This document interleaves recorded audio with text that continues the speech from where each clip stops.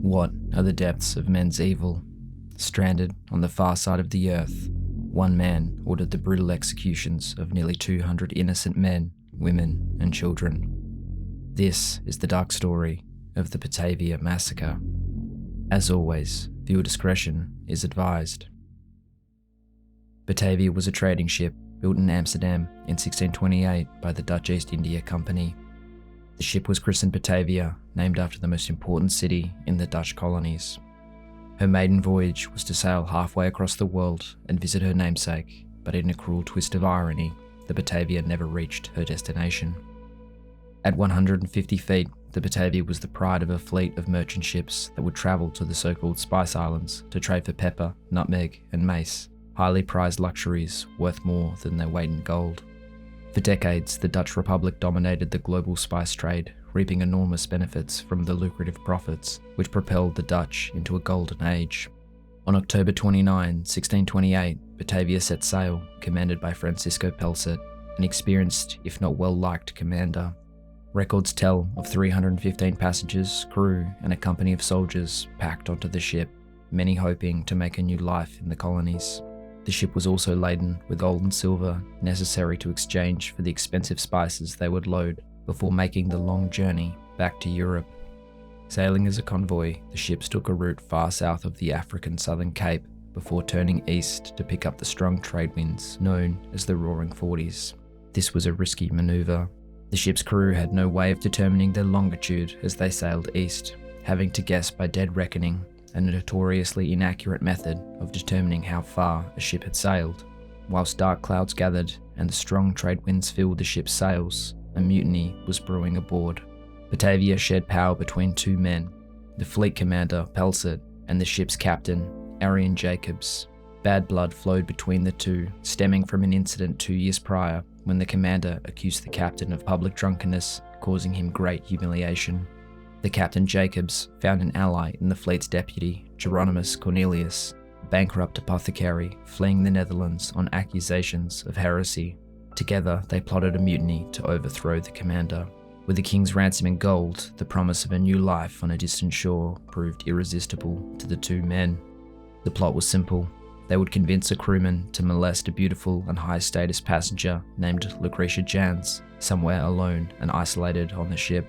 With the conspirators holding fast against interrogation to prevent the attacker's identity being revealed, the commander would be compelled to administer harsh punishment to the ship's crew. They hoped that this brutal punishment would stoke the flames of hatred toward the commander and persuade the crew to mutiny. Whilst the men, women, and children were preparing for their new lives, the men who held the power of life and death over them showed little care in their fate.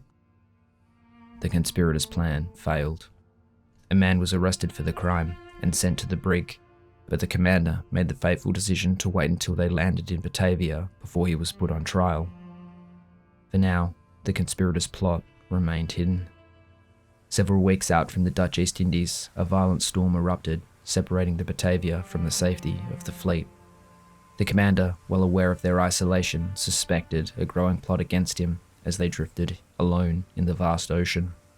Storms continued to batter the ship, and on June 4, 1628, disaster struck when Batavia hit a submerged reef, tearing the ship apart. It had run into a small group of islands off the coast of Western Australia, thousands of miles off course.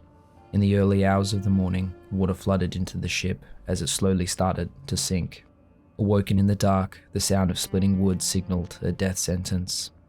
A common soldier named Webb Hayes assumed responsibility for evacuating many of the passengers, while others were frozen in fear, or worse, selfishly pillaging the ship's riches as it was torn apart. Of the 315 people aboard the Batavia, only 40 drowned in the shipwreck, many saved by his bravery.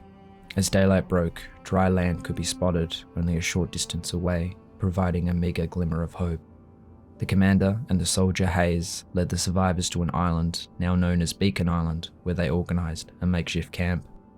Although they had managed to save a decent supply of food from the ship, they had little water. Over the next few days, search parties were sent out, but the men soon returned, deflated and exhausted. The situation was becoming dire. Taking one of only 2 longboats, Commander Pelset, Captain Jacobs, and the remaining senior officers formed a rescue party and set off along the coast in search of fresh water.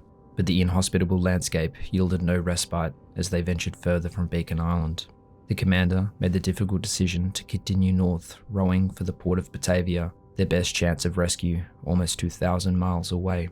It took them an agonizing 33 days to row there in an open boat. Upon reaching the port, the commander immediately accused Captain Jacobs of gross negligence, solely blaming him for the sinking of the Pride of the Dutch Merchant Navy. But as the commander hastily organised a relief expedition, he was oblivious to the horrors that were unfolding on that barren island in his absence. Among the few men that stayed on board the foundering Batavia was the trader Jeronimus Cornelisz. He was intent on recovering the ship's treasure even while the vessel broke apart around him. But with heavy seas battering the marooned ship, Cornelisz abandoned his plans and jumped into the open ocean. He washed ashore on Beacon Island 2 days later. He had missed the departure of the rescue party and was astonished to find himself the highest-ranking survivor. Despite the mutiny failing, another opportunity presented itself. Acting swiftly, he seized control of the vulnerable group, commandeering their meagre supply of food and their remaining weapons. Cornelisz rounded up his fellow mutineers and regaled them with promises of beginning a new kingdom with the treasures from the sunken Batavia. All they needed was to hijack a returning rescue ship they would convince would come for them. Understanding that numbers were stacked against him, Cornelisz split the group of survivors, ordering several groups to nearby islands on the pretext of searching for resources. The soldiers who posed the greatest threat were rowed out and left on the most distant of the islands to search for supplies. He had no intention of ever returning for them. A reign of terror began. Having divided the survivors, Cornelisz secretly gave the order to slaughter one of the helpless groups marooned on one of the nearby islands. He then turned his attention to Beacon Island, where the bulk of the passengers and crew were struggling to survive.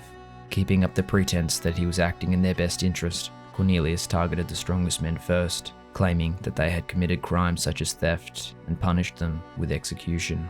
But over time, Cornelisz grew bolder, and his deceptions gave way to a bloodlust and openly killed at whim. His victims' desperate cries for mercy were swept away by a desolate wind. Preferring not to get blood on his hands, it was reported that he took great pleasure in watching the executions take place. At times, he ordered survivors to murder each other to save themselves for his own entertainment. He made the cold calculation that only 45 men were needed to hijack the rescue ship sent to relieve them. Everyone else was considered a drain on the island's scant resources. Some survivors, knowing that they would surely be next, fled into the open ocean, preferring to drown than to submit to a torturous overlord. Only a few women were kept alive as sexual slaves. Lucretia Jans was reserved exclusively for Cornelisz's pleasure. His favoritism made her an abhorrent sight. Treated better than the other survivors, her beauty had saved her, but at a terrible cost. Cornelisz and his mutineers proceeded to execute 110 people over the course of 3 months. While the population of Beacon Island dwindled, the stranded soldiers on their distant island had fortuitously discovered a source of fresh water and several sources of food.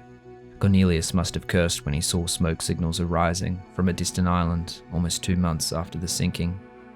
By chance, a survivor washed up on that distant island, and the marooned soldiers listened in horror to the story of brutality unfolding on Beacon Island. Realizing that Cornelisz would come for them, Hayes, the soldier, ordered his men to craft makeshift weapons out of timber that had washed ashore and constructed a fort out of stone and coral for their protection.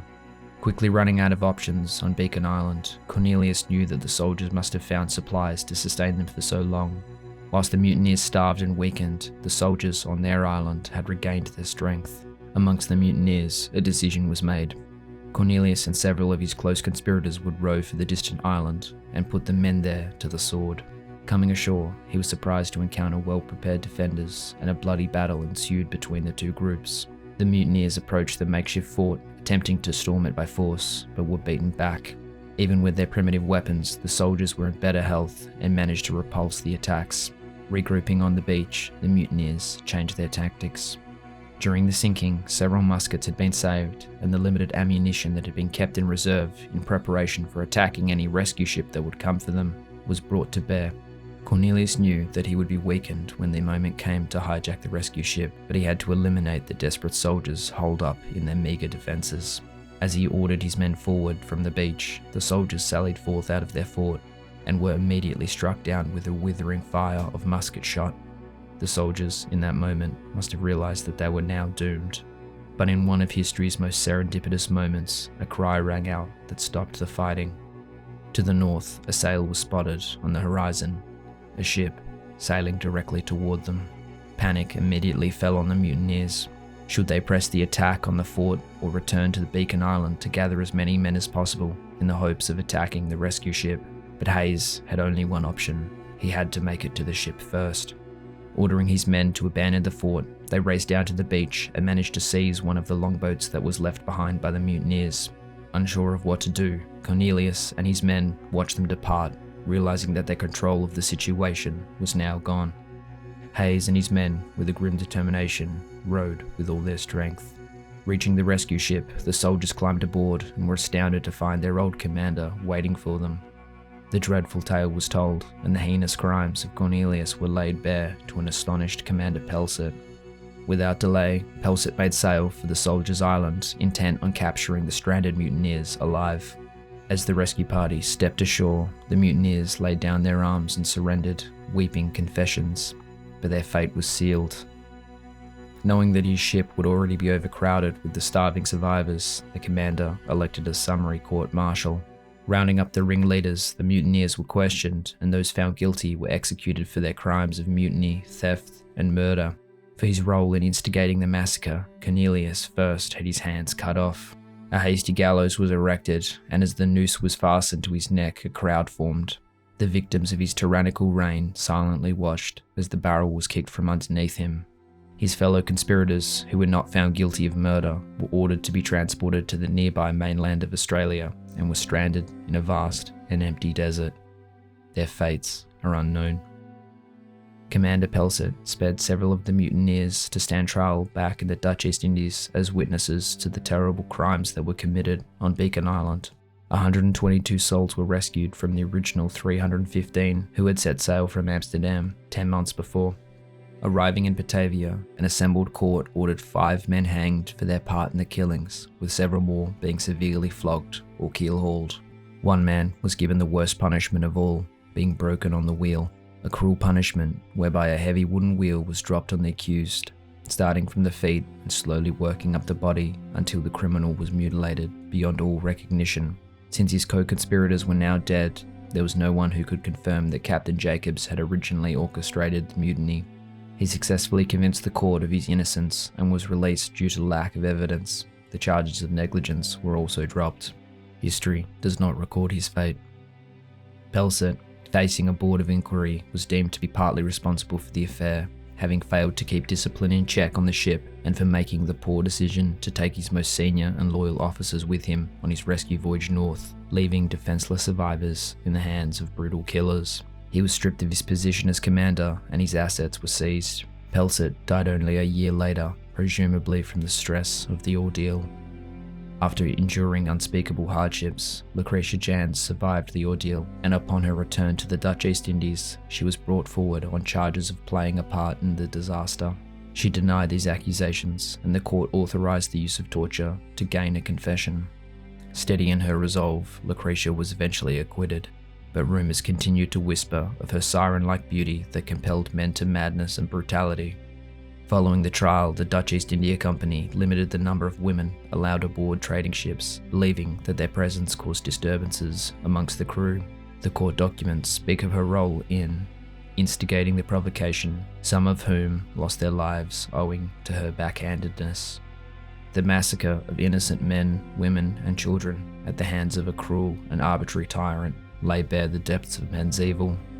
With absolute power and without any fear of reprisals, the Batavia's mutinous crew convinced themselves that they could kill with abandon, casting aside any shred of humanity. Whilst the deaths of hundreds lay squarely at the feet of Cornelisz, the petty rivalry between Commander Pelset and Captain Jacobs sowed the seeds of the disaster. Beacon Island now lies as a memorial to the terror that unfolded centuries ago. Thanks for watching, guys. If you enjoyed this video, consider giving it a like, and as always, I'll see you next time.